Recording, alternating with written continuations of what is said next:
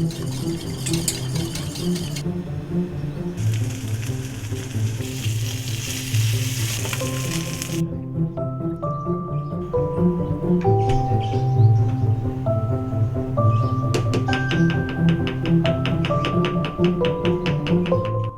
I'm actually going to show you my favorite way to cook fish. It's something that I learned from YouTube. My name is Leonard. I've been a home cook for maybe the last 4 to 5 years.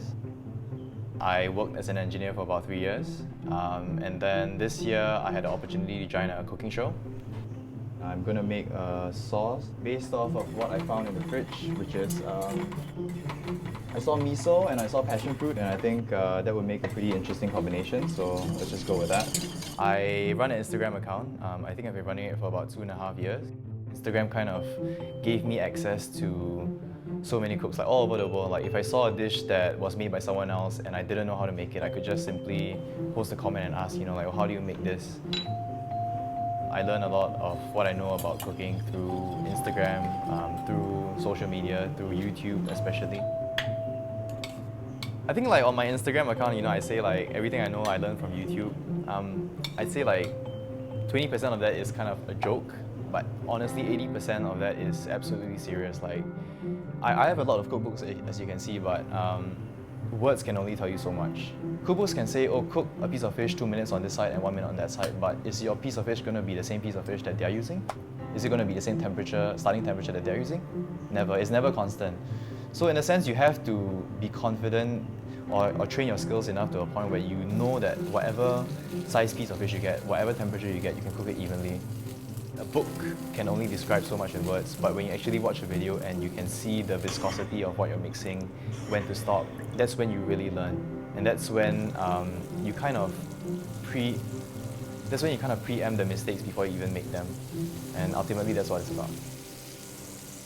In the beginning, I was very dependent on YouTube because I was so green at that point of time that everything I made was new to me, and I didn't know how to make anything. But over time, as you get more confident with your cooking skills, you don't really need YouTube that much, unless you're cooking a very specific ingredient, like say a borscht soup, which is a Russian soup dish. I don't even know what the hell goes into it. So my first instinct would be to Google or to YouTube how to make a borscht soup. I used to watch a lot of Gordon Ramsay. I think the average home cook can learn a lot from him. Lately, I've been more inspired by Chef Steps. It's a really, really great program that I think is based out of Seattle, and they are using a lot more modern techniques like doing things like sous vide and whatnot, but they actually kind of streamline it in a way that is accessible to the home cook. And they actually use a lot of techniques that fine dining restaurants use, but they kind of, like I said, make it more accessible to the home cook. And it's always these little attention to details that kind of allow a home cook to take their cooking to the next level. So you see it's about 50. It's rising very quickly, so I'm actually going to take this off. YouTube as a resource is tremendous. Without YouTube, definitely I wouldn't be able to do it as fast. Because even now when I make a new dish, the first thing I do is I go to YouTube and I watch 2 to 3 videos on how to make a certain dish, because there's usually never ever one way to make a dish. Every once in a while when I post something, I will still get pretty nasty comments. Sometimes even from chefs, renowned chefs from overseas. Initially, I had a hard time dealing with that because, why the hell am I getting scolded for nothing? I'm just trying to cook a dish, and here someone else is critiquing it, and if it looks bad or it tastes bad, I can completely understand that. But nowadays, I just kind of take everything with a grain of salt. I think at the end of the day, if you feed people and they enjoy it, then who's to say what's right or what's wrong? And I think that's where food is a very gray area. You can do whatever seems illogical, but as long as your guests enjoy the experience and they think that it's delicious, isn't that ultimately what you're trying to achieve with food? And that's it.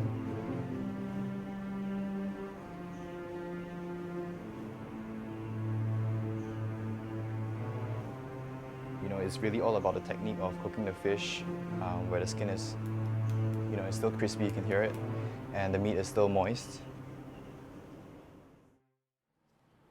YouTube, you can't say that YouTube is enough to cover all the bases, otherwise no one would be going to cooking school. They'll just be sitting home watching YouTube and then going to work in kitchens. Like, it's very different learning from a human being, learning from YouTube and learning from a book. And everyone has a different learning style. But I think most people in general are visual people. Like I said, like certain things you cannot convey through words. You have to watch a video to understand what's right and what's wrong.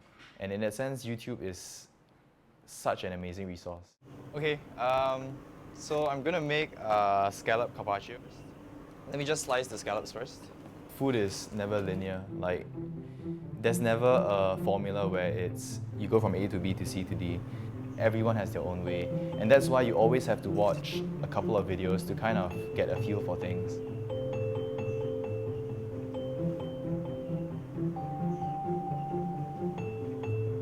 I'm going to use a method that I learned from YouTube, which is pressure marination. I'm actually just going to throw all the scallop slices in. And then I'm going to squeeze in a little bit of the vinaigrette.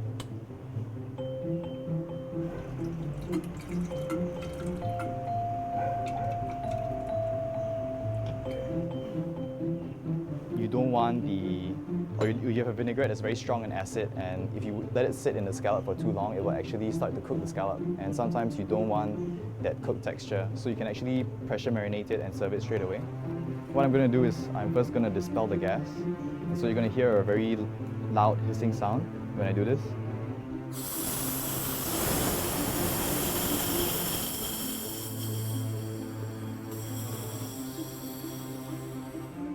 So that's actually the air being released from the canister.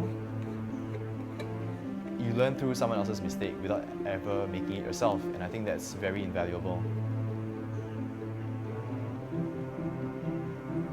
So in a sense, it's kind of like a community where knowledge is constantly being shared, and I think therein lies the beauty of the internet, where you can post your experiences, but you can also learn from an infinite number more people's experiences.